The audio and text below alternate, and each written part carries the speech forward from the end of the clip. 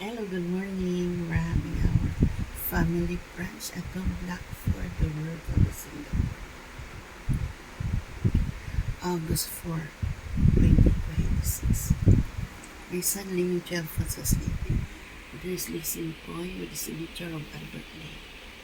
74 years old. Complete name Lizzie Poy. Singaporean retired. We're having our family brunch at the Blackford, the world of Singapore. August 4, 2026. We're having scrambled egg, lumakay, and the Chinese sausage. Okay.